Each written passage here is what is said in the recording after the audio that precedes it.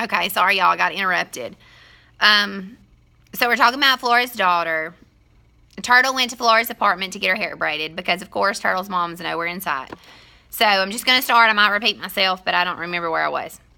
So that was the last thing Turtle wanted to hear. Was she pretty, your daughter? All mothers think their children are beautiful. Rosalie was an exceptional child, they said, but she was the lovingest person that ever was.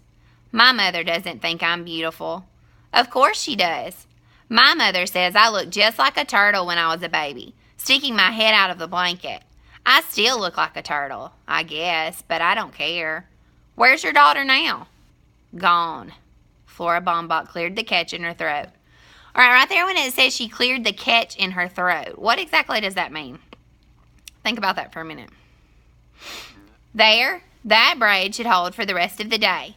By the way, you've never told me your real name. Alice, Turtle replied, swinging her head before the mirror. Not one single hair escaped its tight bind. Mrs. Bombach would make a good braider if only she'd stop yakking about her exceptional child. Rosalie, what a dumb name. You'd better get to the meeting now. Remember, don't say a word to anyone about anything. Just listen. All right, Alice, I promise. Okay, so Turtle's real name apparently is Alice, or that's what Turtle says, okay?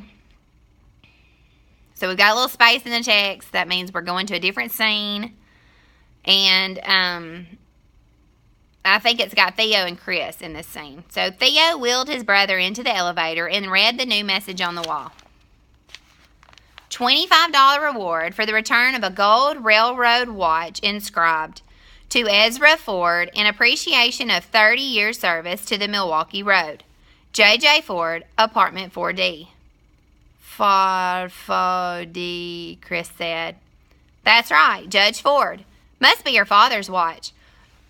Probably lost it. I don't think it could have been stolen by anyone at the party last night. Chris smiled. His brother had not understood him. Good. This might be an important discovery.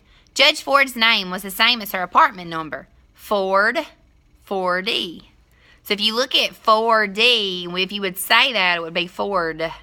So that's kind of interesting.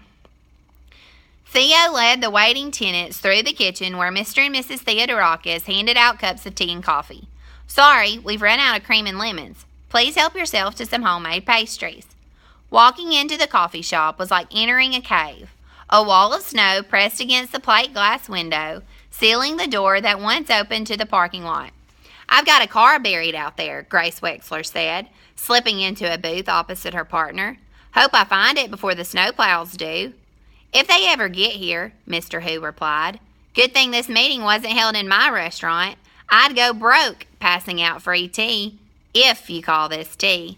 He held up a tea bag with contempt, then groaned on seeing his sweat-suited son jog in with a sweet roll between his teeth and vault over his hand onto a stool. So, okay, I have a question. Okay, so we know, why is Mr. Who always upset when he sees his son Doug in running shoes or track wear? What's the deal with that? Do y'all know? Think about it.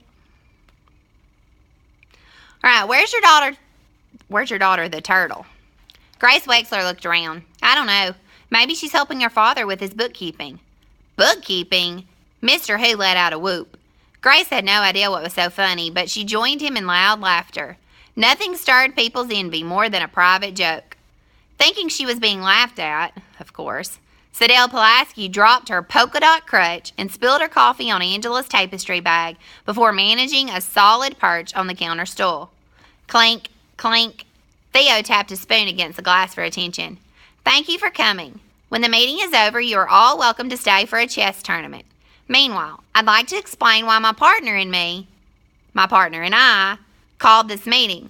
I don't know about your clues, but our clues don't make any sense. The heirs stared at him with blank faces. No one nodded. No one even blinked.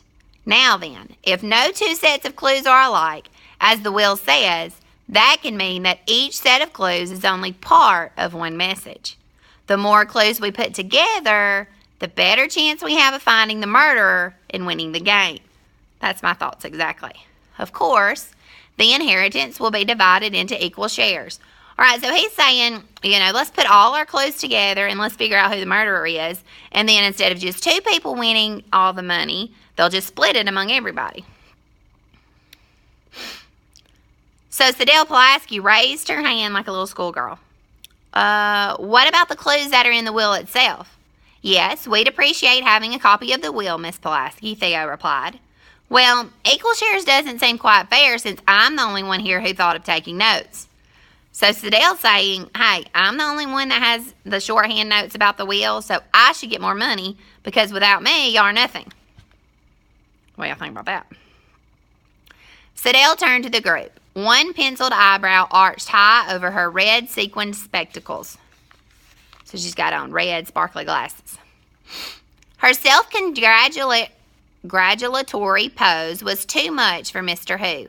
Grunting loudly, he squeezed out of the booth and slapped the shorthand pad on the counter. Thief! The secretary shrieked, nearly toppling off the stool as she grabbed her notebook. Thief! I did not steal your notebook, the indignant Who explained. I found it on a table in my restaurant this morning. You can believe me or not, I really don't care, because those notes you so selfishly dangled under our noses are completely worthless. My partner knows shorthand, and she says your shorthand is nothing but senseless scrawls. Gibberish. Pure gibberish, Grace Wexler added. Those are standard shorthand symbols, all right, but they don't translate into words.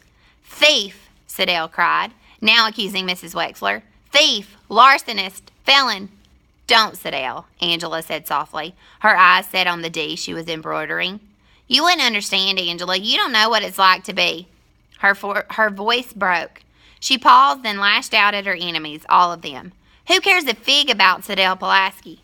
Nobody. That's who. I'm no fool, you know. I knew I couldn't trust any one of you. You can't read my shorthand because I wrote it in Polish. Polish? Wow.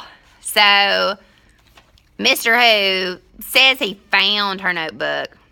I don't know if he found it or stole it. Grace Wexler, who knows? So anyway, so he gives the notebook back and he says, your notes are gibberish. We don't understand anything they say, so they're good for nothing. Well, apparently she wrote it in a different language. That was pretty smart of her. When the meeting was again called to order, Mr. Who suggested they offer Miss Pulaski a slightly larger share of the inheritance in exchange for a transcript of the will in English. However, I repeat, neither my partner nor I stole the notes. And if anyone here suspects us of murder, forget it. We both have airtight alibis. So that means they have a witness as to where they were the night that Sam Westing was murdered.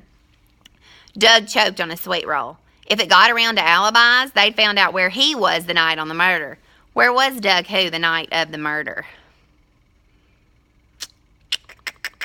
Remember? He was the one that was waiting outside the house, waiting on Turtle to come out. He was on the Westing house lawn. Mr. Who went on. And to prove our innocence, my partner and I agreed to share our clues. 1 minute, Mr. Who, Judge Ford stood. It was time for her to speak before matters got out of hand. Let me remind you, all of you, that a person is innocent until proven guilty. We are free to choose whether or not to share our clues without any implication of guilt. I suggest we postpone any decision until we have given the matter careful thought, and until the time all of the heirs can attend. However, since we are assembled, I have a question to ask of the group. Perhaps others do too. So Judge Ford said, we don't need to share any clues right now. We need to take this information home and think about it and wait till everybody's there before they share anything. They all did. Weary of giving away game plans, the heirs decided the questions would be written out, but no names were to be signed. Doug collected the scraps of paper and handed them to Theo. Is anyone here a twin? He read. No one answered. What is Turtle's real name? Doug Who was planning another nasty sign. Tabitha Ruth, replied Mrs. Wexler, with a bewildered look at Flora Baumbach, who said, Alice. You know, just a little bit ago, Turtle told Flora that her name was Alice. Well, now her mother's saying her name's Tabitha Ruth, so who's lying? Well, which is it? Tabitha Ruth Wexler. I should know. I'm her mother. Doug changed his mind about the sign. He couldn't spell Tabitha Ruth. Theo unfolded the next question. How many here have actually met Sam Westing? Grace Wexler raised her hand, lowered it, raised it halfway.